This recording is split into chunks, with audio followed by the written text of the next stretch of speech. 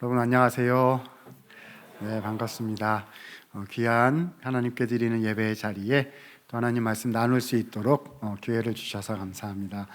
우리 옆에 계신 분들하고 이렇게 한번 인사하도록 하겠습니다. 지혜의 언어를 나누도록 합시다. 이렇게 한번 인사하겠습니다.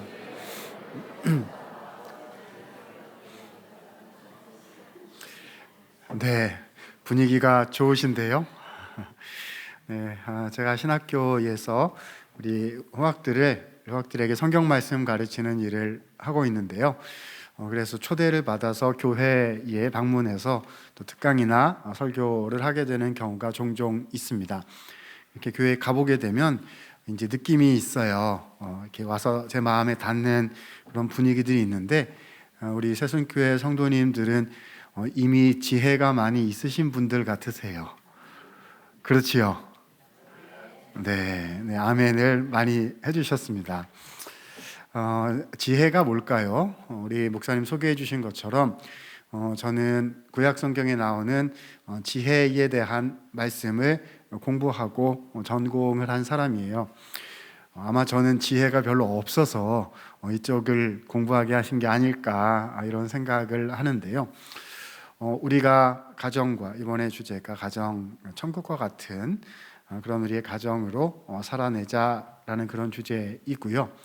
또한 비단 가정뿐만 아니라 우리의 일상에서 또 관계들 속에서 우리가 하나님의 지혜의 언어를 사용하고 살아갈 때 우리의 관계, 또 우리가 하는 모든 일들 가운데 하나님의 은혜가 임하게 될 것인데요.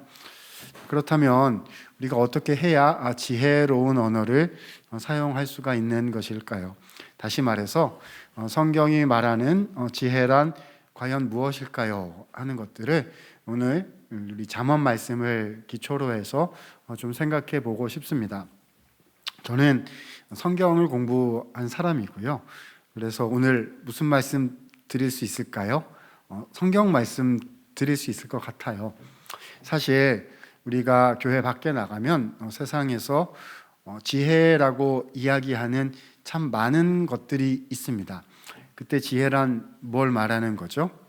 센스 있는 것을 말하는 거거든요. 그래서 빨리 판단하고 적절하게 대응할 줄 알고, 그래서 내가 좋은 것을 가지고 누릴 줄 알고, 한 걸음 더 나가서 그런 것들을 베풀 줄 알고, 그래서 넉넉함과 풍요로움을 누리고 나눌 줄 알면 그걸 뭐라고 부르죠?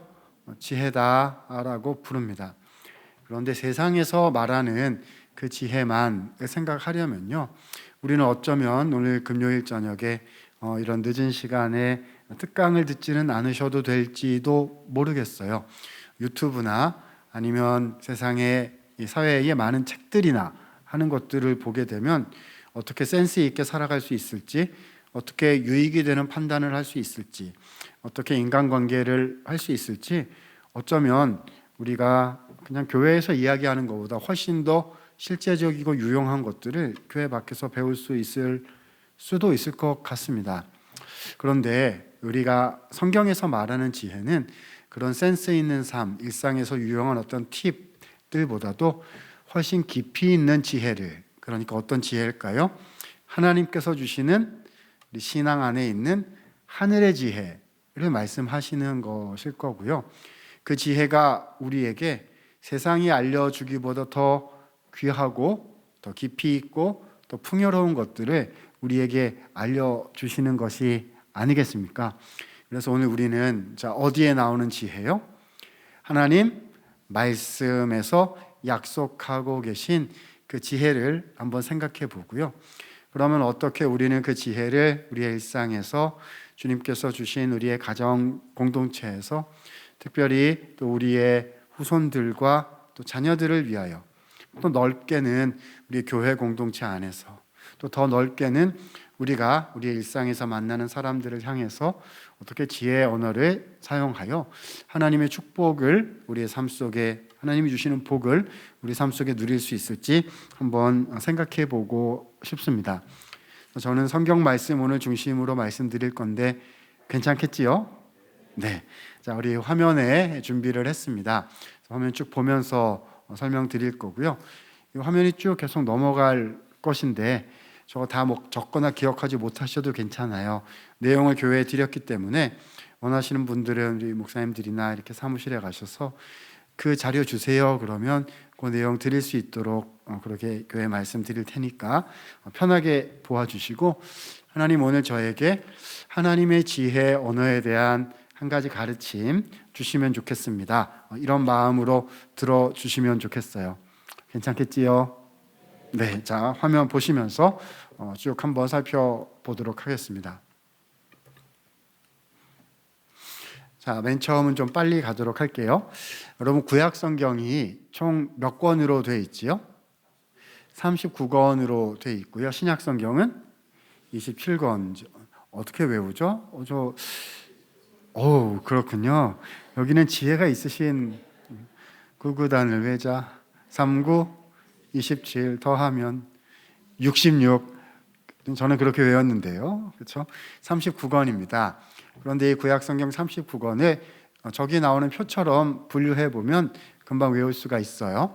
자, 왼쪽은 역사 기록입니다. 그래서 모세오경 5권, 역사서 이스라엘의 역사 12권이고요.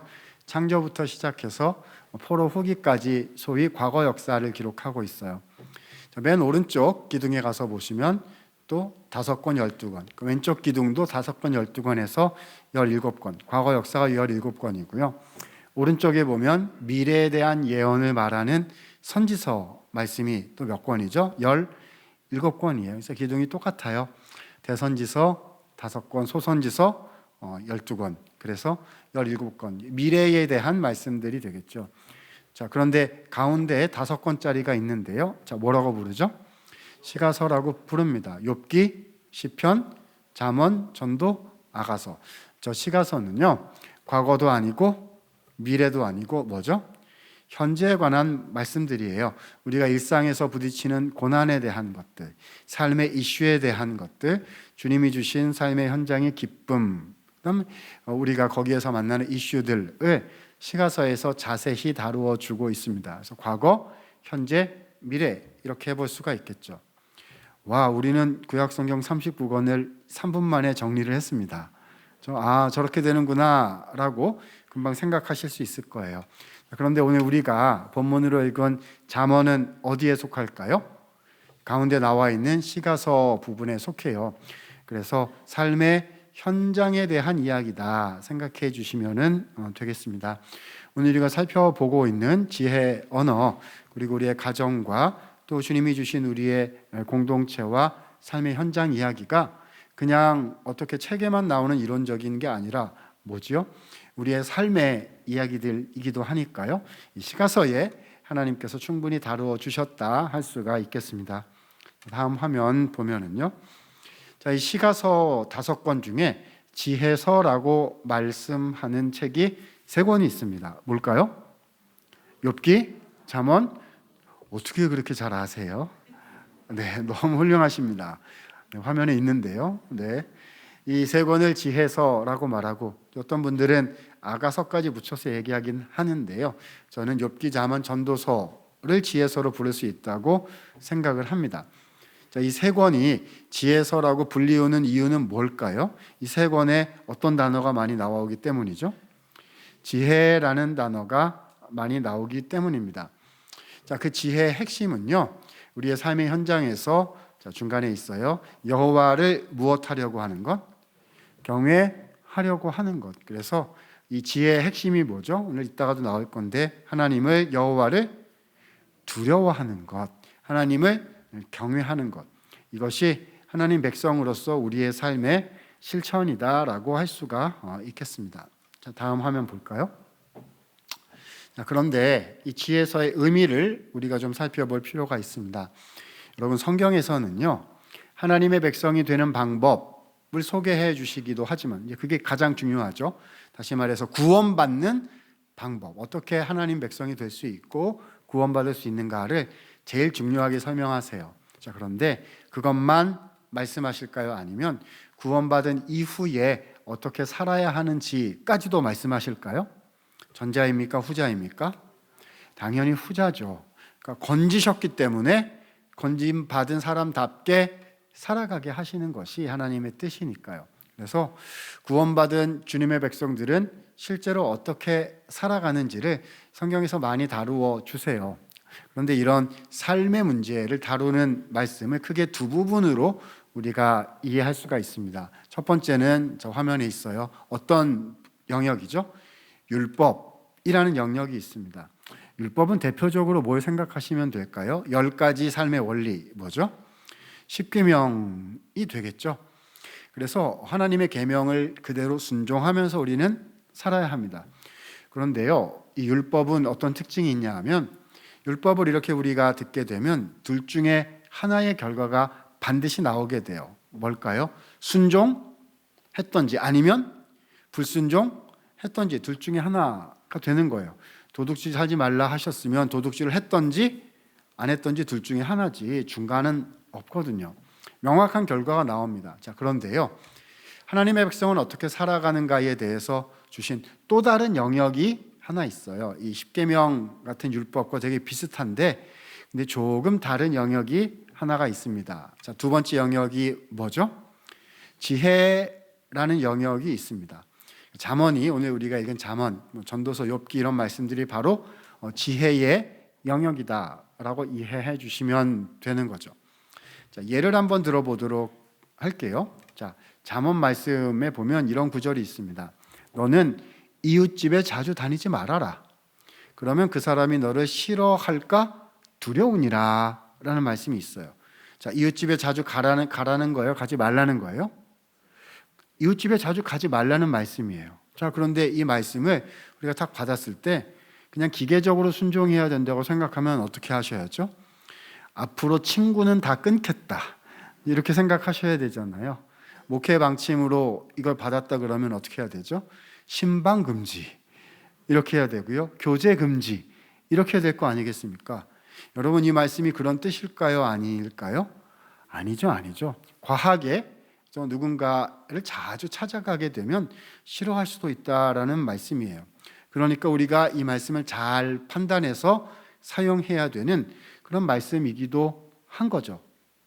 자, 그러니까요, 이 지혜의 말씀은요, 순종 불순종으로 딱 나뉘기보다는 우리가 어떻게 하면 하나님의 백성으로 잘 살아갈 수 있을지를 우리가 생각하고 판단하고 결정하고 버티고 실천하고 해야 하는, 자, 관점을 훈련시켜 주시는 그런 말씀들이다라고 우리는 생각하게 되는 거죠. 이걸 이렇게 표현해 보겠습니다. 지혜의 말씀은요, 우리가 하나님 백성으로서의, 자, 무엇을 훈련시켜 주신다? 세 자로요. 세계관을 우리에게 훈련시켜 주시는 그런 말씀이다라고 생각하게 되는 거지요. 자, 오늘 우리가 우리의 일상에서, 우리의 가정에서, 우리 자녀들에게, 또 우리가 교회 안에 사랑하는 우리 성도분들 사이에, 또 우리 일상에서 만나게 되는 믿지 아니하는 사람들을 향해서, 자, 무슨 언어를 사용하자? 지혜의 언어를 사용하자. 우리가 잠언에서 오늘 배우고자 하는 것들인데요. 이 지혜는 우리에게, 자, 뭘 통해서 주어지죠? 세계관으로, 그렇죠? 관점으로 주어지기 때문에 이 관점을 잘 훈련할 때에 우리가 지혜의 언어를 사용할 수가 있겠다. 이렇게 잠언은 우리에게 알려주시는 것입니다. 자, 좀 더 넘어가 보겠습니다. 자, 그래서 이 지혜서는 하나님 백성이 어떻게 살아가게 되는지 알려주셔서 세계관을 훈련시켜 주시는 것인데요. 자, 이 지혜의 핵심 주제는 뭐죠? 하나님을 경외하는 것이다. 이렇게 말씀드리고 싶어요. 욥기, 잠언, 전도서 같은 지혜의 말씀은 하나님을 경외하는 세계관을 우리에게 훈련시켜 주시는 훈련 학교다라고 말씀드릴 수 있겠습니다. 한번 여러분께 여쭤보고 싶어요. 여러분, 하나님의 지혜를 훈련받는 그런 훈련의 과정을 우리의 인생을 통해서 경험해 보신 적이 있으십니까? 하나님이 내 생각을 이렇게 다듬어 주시고요, 내가 판단하는 방법을 이렇게 바꾸어 주시고, 내가 예전에는 그냥 이렇게 내가 세상을 살면서 보고 배운 대로 생각하고, 그리고 다른 사람을 향해서 그렇게 말하고, 그래서 나를 지키고 나의 유익을 도모하고 이렇게 살아왔는데, 근데 하나님께서 어느 순간 은혜를 주시고 말씀으로 이렇게 빚어주시고 성장하게 해주시고 성숙하게 해주셔서 내 입술을 통해서 뭐가 나가는 거죠?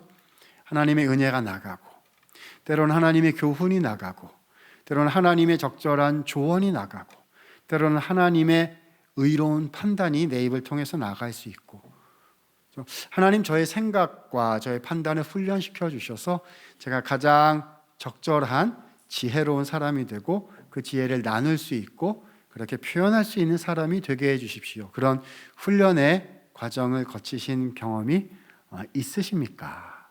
혹시 오늘 우리가 잠언 말씀을 통해서 생각해야 하는 주제일 것이라고 여겨집니다. 다음 화면 주실까요? 그래서 저는 이제 신학적으로 교회 학교에서 이렇게 우리 학생들한테 가르치고 있어요. 욥기, 잠언, 전도서 세 권인데요. 배워야 하는 순서대로 말씀을 드리자면, 자, 가장 초급 과정, 입문 과정이 오늘 우리가 하는 뭐죠? 잠언이고요. 잠언 정도의 지혜를 소유하신 분이 배워야 할 책은 중급 과정으로 전도서이고, 그리고 가장 깊이 있는 지혜를 또 우리가 배우기 원한다면 그 다음에 욥기를 공부할 수 있겠다, 이렇게 말씀드리고 싶습니다. 자, 그 중에서 오늘은 우리는 입문 과정인 뭐를 보는 거죠? 잠언 말씀을 보게 되는 것이다, 이렇게 생각하시면 될 것 같습니다.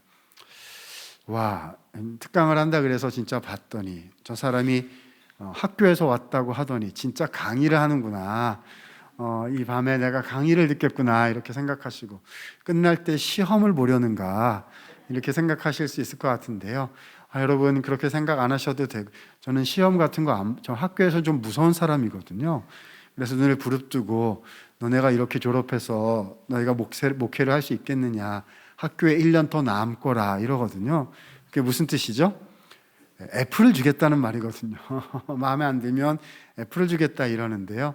제가 교회에 와서는 악한 행동하지 않고 오늘 선한 사람으로 있다가 갈 겁니다. 그래서 여러분 지금 저게 강인가 이렇게 하실 텐데, 끝날 때는 뒤로 갈수록 재미있구나 이렇게 될 수도 있고요. 마음에 남는다 이렇게 되실 수도 있으니까 안심하시고 조금 더 들어주시면 좋겠습니다. 자, 이 서론은 좀 넘어갔고요. 이제 본격적으로 성경 말씀을 좀 보면서 하나하나 좀 생각해 가도록 하겠습니다. 다음 화면 보실까요? 자, 잠언의 전체가 어떻게 되어 있는지 한번 볼게요. 잠언은 전체 몇 장으로 되어 있죠? 31장으로 되어 있습니다. 굉장히 잘 알려져 있어요. 왜죠? 하루에 한 장씩 잠언을 읽으면 얼마 만에 읽어요? 한 달 만에 읽을 수 있다 그래서 굉장히 이렇게 실천하시는 분들이 많은 것으로 알고 있습니다. 이 잠언은 세 개의 구조로 아주 명확하게 나눠지거든요. 서론, 본론, 결론 이렇게 나눠집니다. 1장부터 9장이 서론이고 또 결론은 30장, 31장입니다. 자, 눈치가 빠르신 분은요, 오늘 우리가 읽은 성경 말씀이 9장 10절, 31장 30절이었는데 어디를 읽은 걸까요? 서론의 마지막 부분과 결론의 마지막 부분을 읽었구나라고. 와, 센스가 있으시네요. 이미 지혜가 있으신 것 같아요. 그렇게 이해하실 수 있을 겁니다. 저희는 오늘 이걸 다 할 수 없으니까요, 본론 부분에 대해서는 간단히 소개만 하고요. 자, 서론과 결론에 나오는 부분의 핵심을 본문을 중심으로 말씀을 드려서 잠언이 말씀하는 지혜를 우리가 좀 깨닫고 그것을 우리의 일상에 어떻게 적용할 것인지까지 좀 더 생각해 보도록 하겠습니다.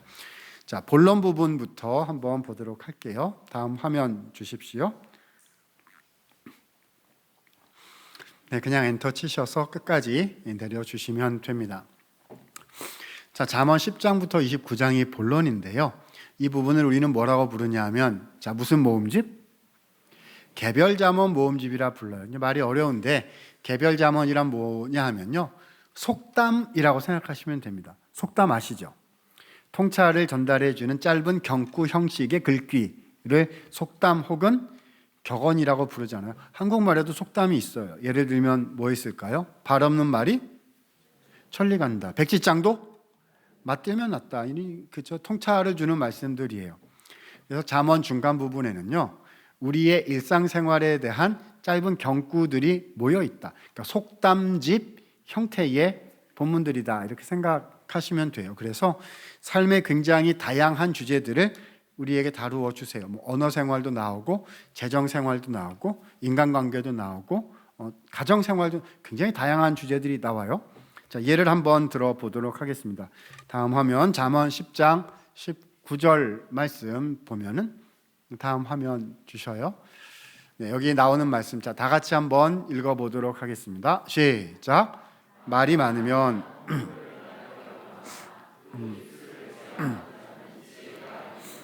자, 어떤 말씀이죠? 말을 많이 하라는 거예요? 아니면 좀 적게 하라는 거예요? 적게 하라는 겁니다. 말을 많이 하면 그만큼 허물이 자기가 생길 수가 있기 때문에 저 말을 조심해서 주의해서 해야 된다. 너무 지혜로운 언어에 관한, 언어 생활에 관한 말씀이 되겠죠. 자, 또 하나 한 번 더 다음 화면 그래서 일상생활에 대한 예를 한번 보도록 하겠습니다. 자, 잠언 20장 10절 말씀인데요. 한결같지 않은 저울추와 한결같지 않은 되는 다 여호와께서 미워하신다 하셨어요. 저 뭐에 대한 말씀이죠? 공정함에 관한 말씀일 거예요. 이 사람에게는 이런 잣대, 다른 사람에게는 다른 잣대를 적용하면 된다 안 된다? 하나님께서 좋아하지 않으신다. 일정한 기준을 세우고 적용해 나가야 된다.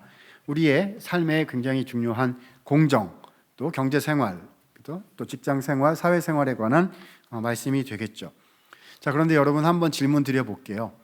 이렇게 우리의 일상에서 특별히 우리의 언어 생활을 통해서 오늘 주제가 또 그것이기도 한데요. 우리가 지혜로운 언어 생활을 하고 또 공정한 말을 하고 공정한 판단을 하고 하는 게 쉬우세요? 어려우세요? 쉬우신 분도 계신가 봐요. 저는 굉장히 어렵던데요. 결심하는 거는 쉬워요. 그렇죠? 그래서 나는 공정함, 하나님의 사람으로 나는 공정한 잣대를 가지고 일을 하겠다 결심하는 거는 쉬운데요. 실제로 우리의 가정에서, 실제로 우리의 직장에서 나는 공정한 언어를 표현하겠다 어려워요. 왜냐하면 나의 입장이 있을 수 있고 자기가 속한 조직의 입장이 있을 수 있고 이해관계가 서로 다를 수 있기 때문에 굉장히 이렇게 공정함을 실제로 실천하는 것은 생각보다 어렵더라는 것입니다.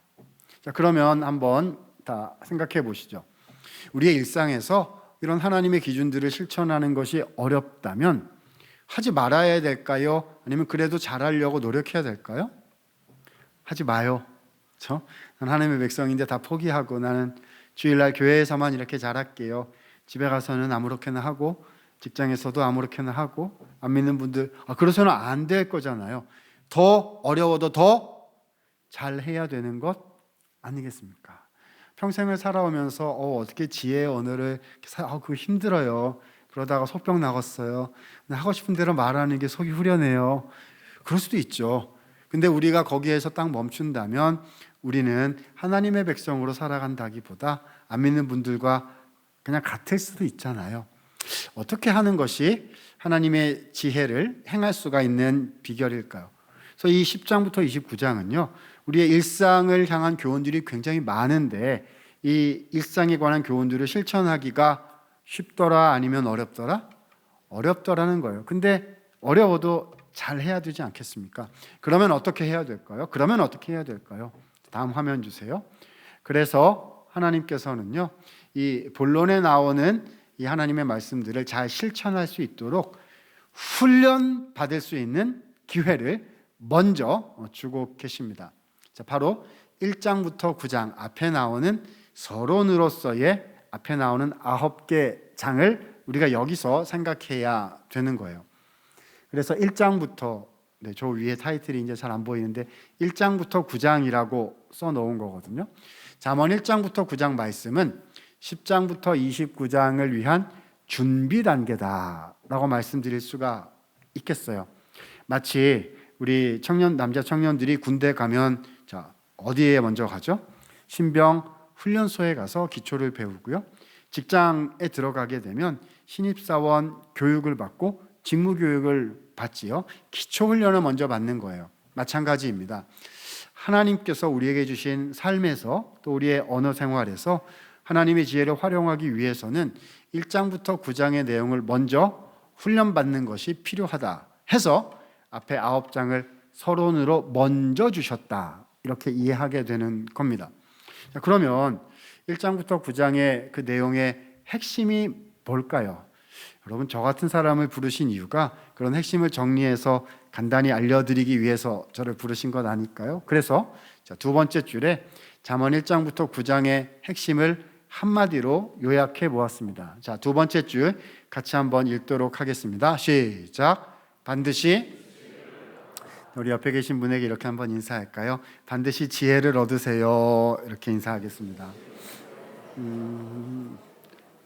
자, 오늘 지혜를 꼭 얻어 가시기를 바랍니다. 네. 자, 그런데요, 하나님께서는 이 잠언 말씀 통해서 우리에게 지혜를 얻을 수 있도록 지혜 언어를 사용할 수 있도록 이제 지혜를 주시고자 하는데요. 그 지혜를 설명해 주시기 위해서 굉장히 특별한 그런 도구를 잠언 말씀을 통해서 우리에게 활용해 주고 계세요. 세 번째 줄에 나오는 건데요. 자, 지혜를 여성으로 무엇한다? 의인화한다. 근데 남성이 아니라 여성으로 의인화한다는 거죠. 자, 여러분, 의인화가 뭐예요? 사람이 아닌 사물이나 개념을 사람처럼 표현하는 걸 의인화 기법이라고 얘기를 하죠. 여기 잠깐 놓치셔가지고 아니면 늦게 오셔가지고 이제 잘못 들으실 수도 있는데요. 지금 지혜 얘기를 한다 이렇게 생각하실 수도 있는데, 왜냐하면 교회를 제가 이렇게 가보면은요, 교회 아닌데도 이제 많이들 계시는데 교회 이렇게 가보게 되면 이름이 지혜인 여성분들이 많이 계세요. 여기도 계실지도 모르겠어요. 나지혜, 윤지혜, 조지혜, 허지혜, 김지혜, 박지혜, 지혜. 그래가지고 유치부나 이런데 아니면 우리 권사님들 모임 이렇게 가, 지혜 권사님 그러면 이제 막 나오시고요. 지혜야 그러면은 애들이 막 오고 막 그래요.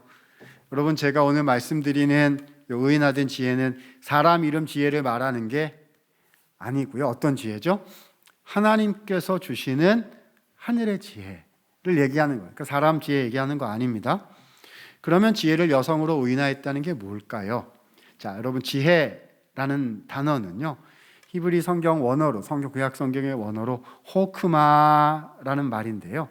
이 호크마라는 말은 흥미롭게도, 여러분 흥미가 없으실 수도 있는데, 이제 저 같은 사람이 흥미가 있을 수도 있는데요, 여성 명사입니다. 우리 한국어에는요, 명사가 무슨 남성 명사, 여성 명사 이런 게 없어요.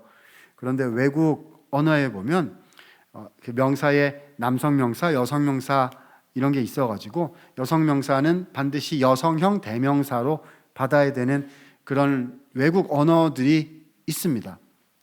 여러분 기억나실지 모르겠는데요, 우리가 소시적에 고등학교 다니고 중학교 다닐 때 제2 외국어 이런 거를 한 적이 있지 않습니까? 그죠? 저는 독일어를 제2 외국어로 이렇게 했었는데요. 예전에는 이제 맞으면서 공부를 했거든요. 그래서 아이사키 빠따로 이렇게 맞으면서 독일어 정관사 변화를 외운 적, 독일어 제2 외국어 해보신 적 있으신지 이렇게 되거든요.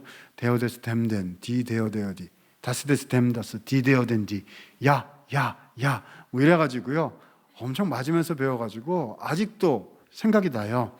근데 이제 그때 무슨 생각했냐 하면, 와, 독일어에는 남성 명사, 여성 명사, 중성 명사, 성이 있구나, 이런 생각을 한 적이 있습니다. 마찬가지로요, 성경에 나오는 원어에도 남성 명사, 여성 명사가 있는데, 이 지혜라는 말은 자, 무슨 성이다? 여성 명사여가지고요, 한국말로는 지혜 그러면 그거 이렇게 대명사로 받아야 될 것 같은데, 자, 원문에서는 어떻게 받는 거죠? 지혜 그러면 그 사람 이렇게 안 하고 어떻게 한다고요? 그 여자 이렇게 표현, 그녀 이렇게 표현하게 된다는 겁니다.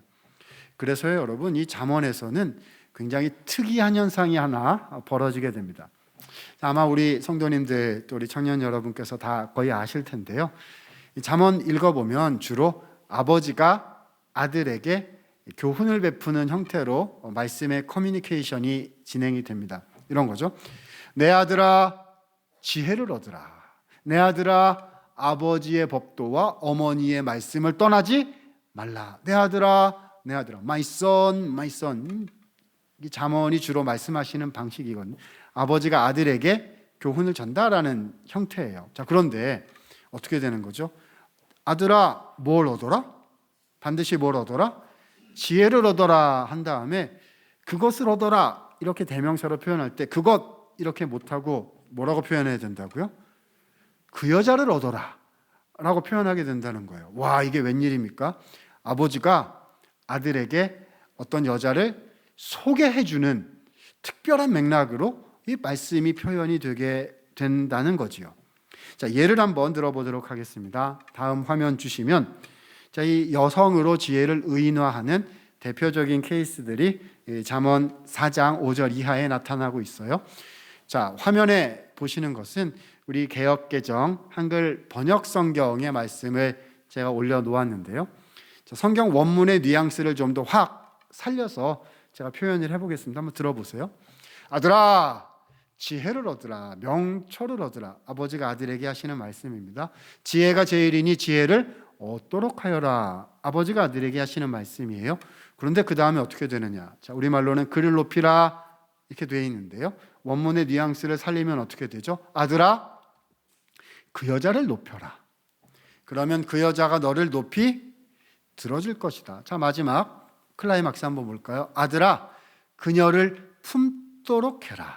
그러면 그녀가 너를 영화롭게 해줄 것이다. 우와, 아버지가요 아들에게 가서 어떤 여성을 가슴에 이렇게 꽉 품어라 라고 말씀을 하는 겁니다. 저 여기 우리 남성분들 많이 계시고 아버님들 많이 계신데요, 아들한테 그렇게 얘기해 보신 적 있으세요? 가서 어떤 여자를 품에 안도록 하여라, 그런 말씀 하신 적 있으실까요? 없으실 것 같아요. 자, 그럼 생각해 보시죠. 이 말씀의 뜻이 뭘까요? 자, 1번, 2번 중에 한번 골라보세요. 1번, 아들아, 어떤 여성과 단회적인 만남을 갖도록 하여라. 2번, 아들아, 어떤 여성과 영속적인 만남을 갖도록 하여라. 자, 1번일까요? 2번일까요? 1번이라고요? 설마요. 아들아, 오늘은 이 여인을 품에 품고 내일은 다른 여인을 품에 품도록 하여라 라고 성경에 되어 있을 리가 없잖아요. 당연히 2번, 아들아, 그 여성과 영속적인 만남을 갖도록 하여라 라고 하셨습니다. 자, 정리해 보죠. 자, 남성과 여성, 여성과 남성의 영속적인 만남의 관계를 한 단어로 뭐라고 표현하죠? 썸이요? 연애요? 아닌데요. 썸과 연애는 어떤 거냐 하면은요, 좀 만나다가 우리는 결이 안 맞아요. 우리는 인생의 가치관이 달라서 끝까지 함께 할 수는 없을 것 같아요. 행복하시기 바랄게요. 안녕히 가세요. 이거는 헤어질 때 하는 말이거든요. 안 맞는다. 그렇죠? 행복하세요. 행복하기 바랄게. 이거는 헤어질 때 하는 말이에요. 그런 거 말고, 연애 썸 말고, 자, 계속 가는 관계를 뭐라고 부르죠? 결혼이라고 부릅니다. 자, 그러면 오늘 지혜를 얻어서 아들아, 지혜와 만남을 가지고 지혜를 품어라 하시는 말씀은 정리하면 어떻게 될까요? 다음 화면 주실까요? 이렇게 정리할 수 있습니다. 자, 첫 줄에 나와요. 지혜와 무엇하라? 뭐 하라고요?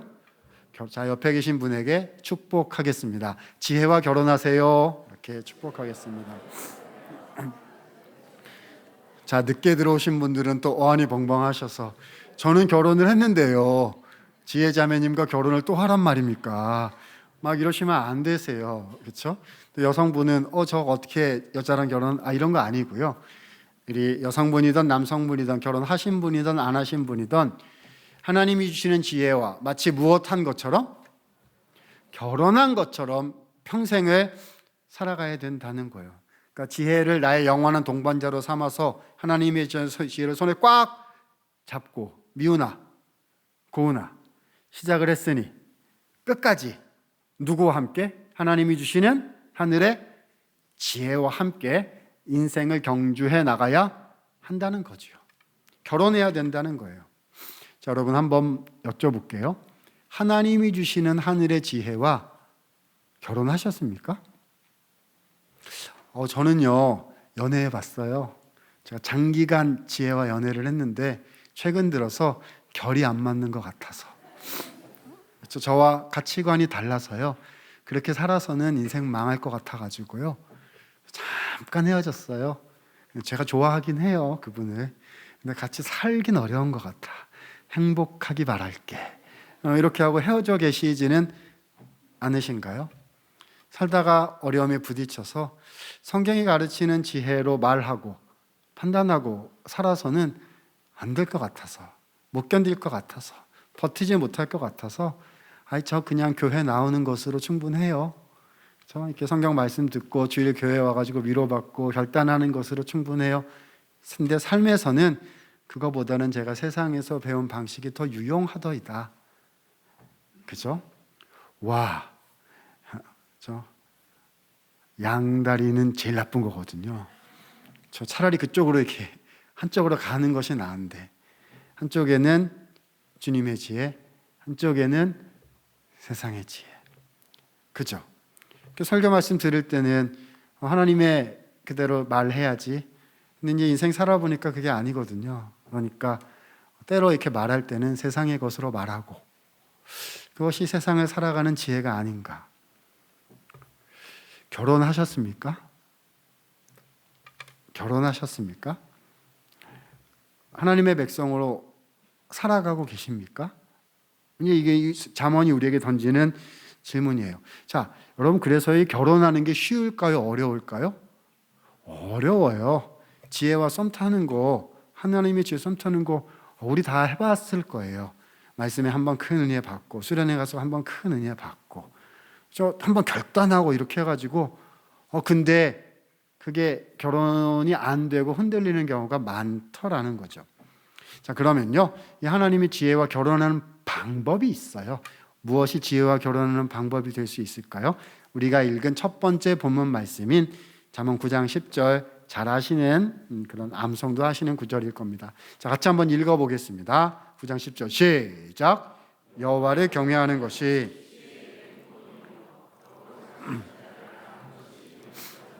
자, 앞부분 중심으로 생각합니다. 자, 무엇이 지혜의 근본이다? 하나님을, 여호와를 두려워하는 것이 지혜의 근본이라 하셨습니다. 자, 이 근본의 말의 이 표현의 뜻이 뭘까요? 다음 화면에 적어 놓았습니다. 자, 이 근본이라는 말씀의 뜻은요, 출발점 혹은 시작점이라는 뜻입니다. 자, 설명드릴게요. 여호와를 경외하는 것이 지혜의 근본이다 하셨으니까, 다시 말하면 하나님을 두려워하는 것이 지혜의 무엇이다? 출발점이다, 시작점이다. 다시 해볼까요? 자, 그러면 지혜를 찾으려면 첫걸음, 제일 먼저 해야 되는 것, 제일 중요한 게 뭐라는 거죠? 하나님을 경외하는 거예요. 여러분, 이 말이 이해가 되세요? 지혜를 찾으려면 센스가 있어줘야죠. 지혜를 찾으려면 상황 판단이 빨라야죠.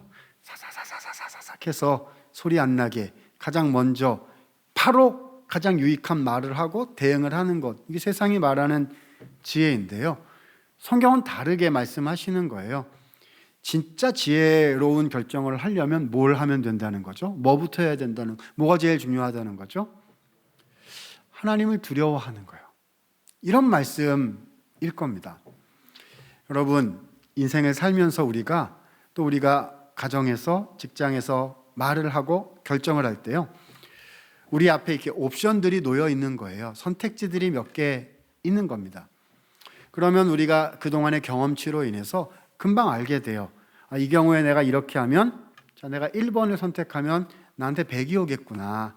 2번을 선택하면 나한테 80이 오겠구나. 3번을 선택하면 나한테 50이 오겠구나라고 경험치로 금방 알 수가 있어요. 그럼 우리가 신앙을 빼고 얘기한다면 뭘 해야 되죠? 항상 1번을 해야죠. 나한테 제일 유익한 거를 항상 선택을 해야 되는 거거든요. 근데 그거는 세상 사람들도 다 하는 것이고요. 오늘 말씀은 무슨 뜻일까요? 그렇게 선택하면 된다, 안 된다? 그걸로 다 하면 된다, 안 된다? 안 된다는 겁니다. 왜냐하면 우리의 계산이 잘못될 경우가 너무 많다는 거예요. 왜죠? 하나님께서 가장 복이 되는 길을 준비해 놓으셨어요. 어떤 때는 내가 100을 가지는 게 나한테 도움이 되지만요, 어떤 때는 내가 100을 가지려고 이때 선택을 하는 게 1년 후, 일주일 후에 나한테 해가 되는 일일 수도 있어요.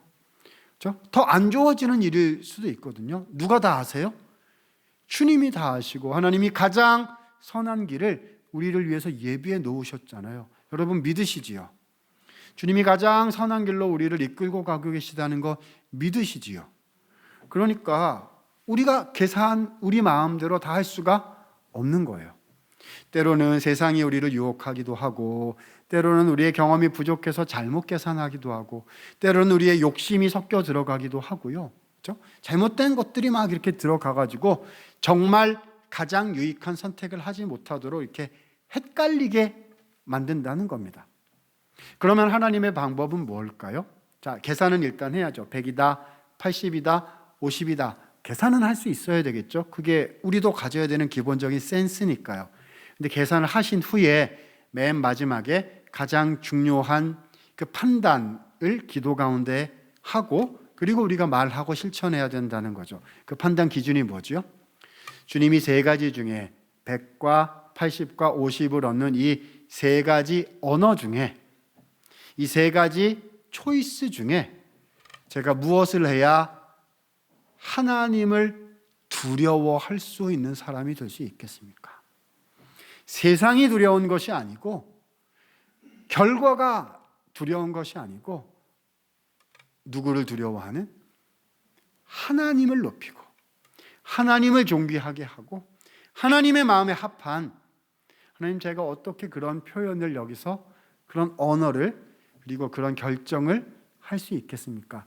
하나님을 경외하는 사람이 되게 해 주십시오 라는 기준을 가지고 선택을 할 때요, 그 선택이 우리에게 결국에는 가장 선한 주님의 복을 선물해 주는 하나님의 선택이 될 수가 있다는 말인 거지요. 이렇게 정리할 수 있을 것 같아요. 정말 지혜를 찾고 싶으시면 지혜 자체를 찾으려고 하지 말고, 정말 지혜로운 말을 하고 싶으시면 어떻게 말을 잘할까 에서 멈추시지 마시고, 어떻게 행복해질 수 있을까, 어떻게 우리 가정이 풍요해질 수 있을까, 그러면 행복과 풍요 자체를 궁극적인 목적으로 삼으시지 마시고, 자, 무엇을 목표로 삼아야 되는 거죠? 주님을 높이는 말을 하게 해 주십시오. 주님, 하나님을 존귀하게 하는 방식의 선택을 하게 해 주십시오. 그렇게 선택하게 될 때 하늘에서 모든 것을 보고 계신 하나님께서 우리를 가장 선하고 귀한 길로 인도하셔서 나의 언어를 통하여, 나의 선택을 통하여 가장 귀한 은혜를 나에게 주시고, 우리 자녀들에게 주시고, 우리 가정에 주시고, 우리 공동체에 주신다라는 말씀이신 거지요. 기억하실 수 있기를 바랍니다. 지혜를 찾고 싶으시거든 무엇을 하려고 하십시오? 하나님을 경외하려고 하십시오. 잠깐 눈 감고 주님을 경외하는 방식으로 제 마음을 표현할 수 있게 해 주십시오. 하나님을 높이는 그런 사람이 되게 해 주십시오. 이것이 우리의 판단과 실천의 기준이 되어야 한다라고 주님은 우리에게 말씀해 주고 계신 것입니다. 자, 여러분께 한번 질문을 다시 한번 드려볼게요. 지혜와 무엇하라고 하셨습니까? 결혼하라 말씀해 주셨어요. 연애하고 계십니까? 썸을 타고 계십니까? 아니면 지혜와 손잡고 살아가고 계십니까? 이 결혼 생활로 말하자면 이렇게 표현할 수 있을 것 같아요. 자, 옵션이 앞에 딱 놓여 있어요. 100, 80, 50이 주어졌어요. 계산이 끝났어요. 그러면 거기서 끝내지 말고, 자, 누구한테 물어봐야 되죠? 저는 남자니까 남성분들 기준으로 생각해서, 자, 누구한테 허락을 받으셔야 되죠? 아내한테, 부인께 여쭤봐야죠. 부인은 어찌 생각하십니까? 를 해야 되는 거 아니겠습니까? 근데 내 옆에 있는 부인이 누구죠? 하나님을 경외하는 지혜라는 거예요. 자, 우리 여성분들 많이 계신데요, 선택을 해야 돼요. 그럼 또 누구에게 물으셔야 되는 거죠? 남편분에게 어찌 생각하십니까? 같이 의논하셔야 되는 거 아니세요? 근데 그 남편이 누구라는 거죠? 하나님을 경외하는 지혜라는 겁니다. 그러면 그 하나님 경외가 알려줄 거예요. 이 세 가지 중에 어떤 때는요, 내가 가장 유익한 요 100이 하나님을 경외하는 방법일 수 있어요. 그럼 어떻게 하죠? 100을 이렇게 가지는 거예요. 하나님께서 많이 주시면 많이 누리고, 나에게 가장 마음이 편하고 가장 유익한 이익이 되는 그런 거면 마음껏 누리시고요. 대신 주님이 주시면 많이 나누시고 주님께 올려드리시면 되는 거죠. 그런데 어떤 때는 하나님을 경외하고 두려워하는 게 내가 100을 갖고 싶고 100을 하고 싶은데 그보다 좀 적게 하는 것이 하나님을 경외하고 주님을 두려워하는 걸 수도 있겠지요. 그러면 그때는 80을 내 마음에는 다 차지 않고 부족하게 생각이 든다 할지라도 80짜리를 선택을 하는 겁니다. 그러면 지금은 부족해 보일지 모르나 그 길을 쭉 따라갔을 때 바로 그 길에 하나님이 주시는 무엇이 기다리고 있다? 지혜가 기다리고 있고요. 하나님이 우리에게 주시는 축복과 은혜가 기다리고 있더라는 거예요. 그러니까 눈을 떠서 이 세계관은 하나님의 지혜의 세계관은 안경과 같은 것이어서요. 어떻게 해야 주님을 존귀하게 할 수 있고 어떻게 해야 예수 그리스도의 의로우심과 그분의 은혜를 우리의 삶 속에 실천할 수 있겠습니까?를 가지고 생각할 때 하나님이 가장 복되고 좋은 방법을 우리가 볼 수 있도록 인도해 가시더라는 것입니다. 사랑하는 여러분, 오늘 교회에서 저한테 주신 시간이 한 10분 정도 이제 남았는데요. 하나님께서 저에게 주신 지혜가 무엇일까? 저의 인생 속에 하나님을 과연 존귀하게 하고 주님을 높이는 표현을 우리가 어떻게 하면 정말 살아갈 수 있을까? 거기에 대해서 하나님께서 저에게 알려주셨던 한 가지 사건이 있습니다. 언어는 세계관 가운데서 나오는 거고요. 내가 어떻게 삶을 살아갈 것인가를 통해서 표출되는 것이어서 하나님을 어떻게 여기고 사람을 어떻게 생각하느냐가 우리의 말을 통해서 이렇게 배어나오게 되는 것 아니겠습니까? 하나님께서 저에게 다른 사람들을 어떻게 생각해야 할지, 그리고 그들에게 어떻게 우리의 마음을 표현해야 될지를 알려주신 한 가지, 하나님이 주셨던, 저에게 주셨던 한 가지 경험을 나누면서요. 그리고 오늘 말씀을 좀 정리했으면 좋겠습니다. 이 저한테 굉장히 목회자로서, 신학교 교수로서, 한 사람의 그런 가정에 속한 사람으로서, 공동체에 속한 사람으로서 하나님께서 저에게 주셨던 한 가지 귀한 경험이고요. 제가 교회를 방문하거나 또 우리 성도님들과 교제할 때 많이 나누게 되는 제 인생 속에 가장 소중했던 경험의 한 자락입니다. 저로서는 하나님을 경외하는 눈을, 언어를 어떻게 갖게 되는지를 배웠던 그런 경험이어서 잠깐 나누고 오늘 말씀을 마치면서 우리의 기도 제목과 실천의 제목으로 삼았으면 좋겠습니다. 그럼 저는 지금 신학교에서 말씀해 주신 것처럼 성경을 가르치는 일을 하고 있는 그런 사람인데요. 근데 목회자 자녀로 또 목회자 가정에서 자랐어요. 그래서 성경 말씀 참 많이 배우고 기독교 신앙에 가장 익숙한 그런 사람이었는데요. 하나님이 주시는 생각과 눈을 가지게 되는 것은 기회도 필요하고 도전도 필요하고 또 경험과 또 새롭게 되는 변화가 필요하다는 것이 제 안에서 그동안 경험해온 그런 간증과 고백이라고 하지 않을 수가 없습니다. 저는 지금 이제 신학교 교수로 있는데요. 제가 그 10여 년 전, 거의 그죠, 20년 이렇게 전이네요. 학위 공부를 하기 위해서 미국에 유학을 갔었고요. 그 유학 과정 속에서 하나님께서 저를 많이 훈련시켜 주시고 저의 눈과 언어를 다듬어 주셨던 이제 그런 기간들이 있었습니다. 이제 학위 공부를 하러 가가지고요. 거기서 한인 교회에서 중고등부를 담당을 했었어요. 그래서 한국 교회에 있는 중고등부도 이제 사역하기가 굉장히 이제 어려운데 미국에 있는 한인 교회의 중고등부는 훨씬 더 사역하기가 어려웠습니다. 제가 맡았던 부서가 그 한국어권 청소년부, 그래서 한어권 중고등부라고 불리우는 곳이었고요. 소위 1.5세 중고등학생들이 있는 부서예요. 여러분 1.5세가 뭐냐 하면 2세가 아니라는 말이거든요. 2세는 미국에서 태어나서 그냥 영어를 처음부터 잘한 친구들을 말하는 것이고 1.5세는 여기 한국에서 초등학교, 중학교 때 있다가 중학교 때, 초등학교 때 미국으로 이민 간 친구들을 1.5세라고 부릅니다. 그 말이 좋아서 1.5세이지요. 사실은 되게 혼란스러운 시기를 보내는 친구들이에요. 왜냐하면 한국 교육은 이제 멈췄고 영어는 아직 잘 못하고 그래가지고 안 그래도 질풍노도시기라고 이제 부르는 청소년 시기에 굉장히 어려움을 많이 겪는 그런 청소년 그런 부서 친구들이었습니다. 그래가지고 목사님 어디 사역하세요? 저 한옥권 청소년부 사역하고 있습니다. 그럼 이제 저희들 목회자들 사이에서는 어떻게 생각이 드냐면 한옥권을 맡았어. 거기는 교역자의 믿음이 수직 상승하는 부서예요. 왜냐하면 주님밖에 없도다. 이렇게 되는 부서이거든요. 안 그래도 애들 사고 많이 치는데 한옥권 거기는 정말 온갖 사고가 계속 일어나는 그런 부서였습니다. 그렇지만 이제 저는 열심히 사역을 하려고 했고요. 그래서 두 가지를 가르치면 된다고 생각했어요. 그러니까 이게 세계관을 심는 거고 이게 또 언어를 심는 거기도 한데요. 복음을 심어라, 그리고 비전을 심어라. 그러면 우리 학생들은 변한다 이렇게 생각을 했었죠.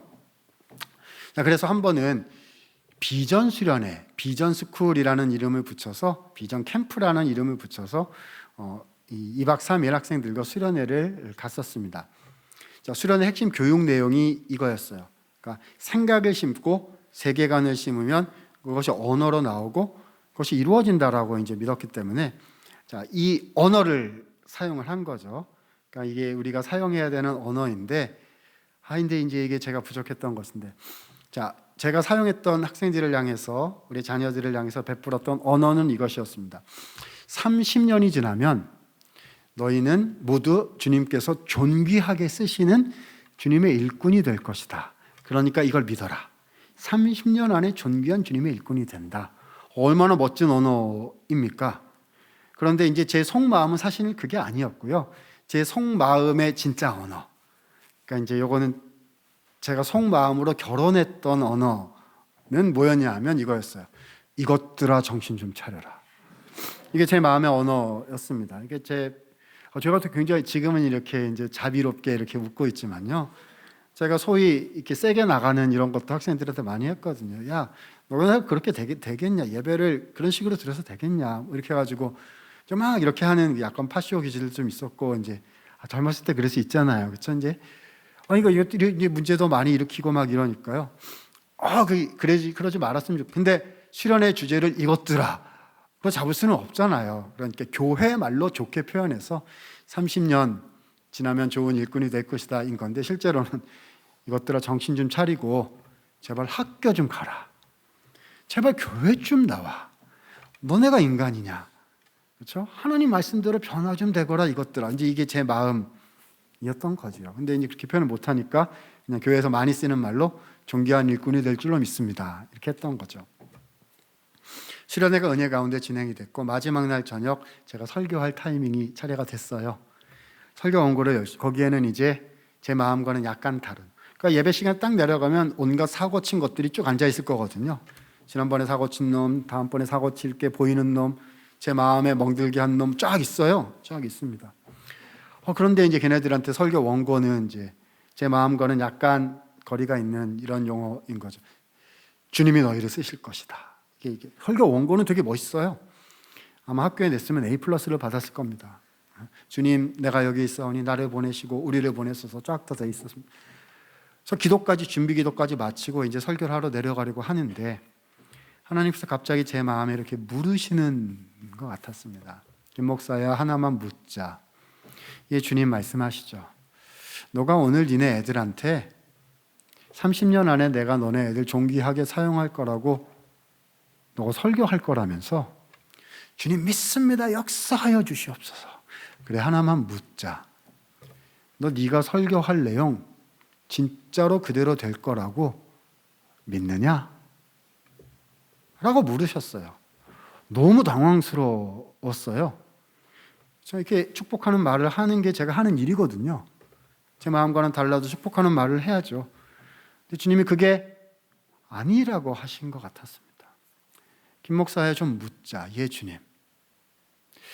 내가 너 사랑했잖아. 내가 너 믿어줬잖아. 부족할 때, 연약할 때. 그래서 너가 여기 와서 지금까지 온 것 아니냐. 그러면 너도 네가 맡은 아이들, 내가 너에게 비춰준 그 사람을 향해서 나의 마음으로 전달해야 될 거 아니냐. 너도 니네 애들 믿어줘야 되는 거 아니냐. 혼났어요, 주님께. 설교하러 내려갔고요. 원고대로 일단 해야죠. 뭐 어떻게 하겠어요? 정신이 없는데 주님께 혼나가지고 설교를 했고, 그리고 설교 후에 제가 학생들한테 한 가지 말을 하고 있는 저 자신을 발견했습니다. 이게 저한테 일어난, 제가 계획한 게 아니라 저한테 일어난 일이었어요. 저한테도. 제가 학생들한테 이렇게 얘기를 했습니다. 얘들아, 내가 너희를 믿어주지 못해서 미안하다. 주님이 물어보셨는데 내가 대답을 못했다. 미안하다. 사과를 했고요. 그래서 내가 너희들에게 오늘 큰 절을 3번 하겠다. 우리 한국 사람이잖아. 한국 문화에서 큰 절이란 아랫사람이 윗사람에게 드리는 존경의 표시인 법. 오늘부로 나는 30년이 지나면 너희가 진짜로 존귀한 사람이 모두 되어 있을 것을 나는 오늘부로 믿기로 했다. 그래서 30년 후에 드릴 인사를 오늘 미리 드리겠다. 큰 절을 3번 했습니다. 보여주려고요. 민망하더라고요. 어른이 애들한테 절하고 해서. 그래서 얘들아, 과일 먹고 사발면 먹고 나중에 기도해야 하자. 이렇게 도망치려고요. 이렇게 막 빠져나오려고 하는데 애들이 소리를 지르기를 시작한 거예요. 그러니까 은혜 받아서 주님 이런 거 말고요. 땅바닥을 치면서 지난번에 사고 친 그놈, 신앙인인지 인간인지 알 수 없는 학생이 되거라, 이렇게 인간이, 그런 마음을 제가 가졌던, 평가하고 판단했던 그놈들이 소리를 막 지르는 거죠. 예배 끝나고 이렇게 불러다 물어봤어요. 야, 너 아까 소리를 왜 이렇게 질렀냐? 그랬더니 목사님, 하나님이 저를 믿어주는 줄을 제가 오늘 처음 알았어요. 그러니까 터진 거죠. 터진 거예요. 살 수 없이 나와서 얘들아 기도하자. 우리 다시 시작할 수 있어. 하나님이 우리와 함께 계시잖아. 나는 오늘부터 그렇게 믿어져. 이렇게 기도를 하는데요. 한 가지가 깨달아졌어요. 우리 예배실에 와, 이거 어떡하죠? 예수님이 와 계신 거예요. 예배 중에 늘 주님이 계시는 걸 믿죠. 근데 그때 그게 너무 믿어져가지고 너무 놀랐어요. 나는 어른이 애들한테 절 한 번 했더니 애들이 이렇게 터졌는데 우리 예수님은 나와 우리 아이들 위해서 큰 절 하신 정도가 아니라 우리 예수님은 우리를 위해서 다 내어주셨구나. 생명을 주셨구나. 그 사랑을 이제야 주님 제가 알겠습니다. 그날 가장 많이 변화된 사람은 저였어요. 그리고 제가 요만큼 변화되니까 저의 언어와 저의 행동을 통해서 와, 애들이 변하더라고요. 그 다음에 제가 교회 가서 우리 애들이 이렇게 봤거든요. 놀라운 일이 일어났어요. 사고 친 것들 이렇게 생각을 하고, 이렇게 아무리 제가 좋은 말로 설교를 해도 가서 닿지를 한계가 있었는데요. 그 다음에 제가 이렇게 가서 보니까 와, 우리 애들 안에 어떡하죠? 예수님이 계시더라고요. 그 다음에 제가 교회에 갔어요. 제가 교회 다니잖아요, 목사인데. 교회 갔었는데 교회에도 다양한 성도님들이 계시거든요. 이렇게 뵀는데 이게 웬일이에요? 성도님 한 분 한 분 안에 예수님이 계시더라고요. 그다음 제가 신학교에 왔잖아요. 신학교에 가도 다양한 전도사님들이 있어요. 이게 제가 봤는데 공부 열심히 하고 공부 안 하는 이것들 이렇게 하고 싶은 분들도 있을 수 있는데, 근데 제가 저희 학교에 가서 이렇게 봤어요. 근데 한 사람 한 사람 안에 예수님이 계세요. 1등으로 들어온 전사입니다. 꼴찌로 들어온 전사입니다. 그렇죠? 막 많이 갖춘 사람이든 좀 부족해 보이는 분이든 제가 이렇게 봤는데요. 그 안에 누가 계세요? 예수님. 저는 믿거든요. 우리 전사님들 때문에 주님의 교회가 살 것이다. 저는 이렇게 막 보이기 시작한 거예요. 여러분, 참 지혜는 성경은 뭐라고 말씀하냐? 제가 오늘 다 못했는데 맨 뒤에 뭐라고 써놨냐면요, 참 지혜는 누가 참 지혜시냐 하면 예수님이 참 지혜세요. 고린도전서에서 예수 그리스도의 십자가가 우리에게 지혜다, 믿는 우리에게 지혜다 하셨거든요. 뭐가 지혜일까요? 세계관이다 라고 말씀을 드렸는데요, 하나님이 우리에게 주신 판단의 기준은 예수님의 은혜이고 예수님의 복음이고 주님의 사랑이고, 주님, 제가 어떻게 해야 나의 눈과 나의 결정과 나의 언어가 하나님을 기쁘시게 하고 예수님을 기쁘시게 하고 하나님을 존귀하게 하는 그런 생각과 그런 표현일 수 있겠습니까? 주님, 그 십자가의 은혜를 주셔서 우리로 하여금 지혜와 결혼한 사람이 되게 하시고 하나님 경외하는 신앙적인 그런 눈과 결혼한 사람이 되게 하여 주셔서 주님을 두려워하는 그 표현으로, 그 방식으로 나의 말과 나의 마음을 표현하고, 마음은 잘 표현해야죠. 그렇게 표현하고 하나님의 지혜를 따라가고 싶습니다 하시게 될 때에 우리의 가정에서, 우리의 교회에서, 나의 일상에서 하나님께서 준비하시고 예비하신 그 은혜가 넘치게 될 줄로 믿습니다. 여호와를 경외하는 지혜를 선택하셔서 그런 언어를 사용하셔서 하나님의 열매를 맺어가시는 우리 성도님들 다 되실 수 있기를 우리 주님의 이름으로 부탁을 드립니다. 기도하겠습니다.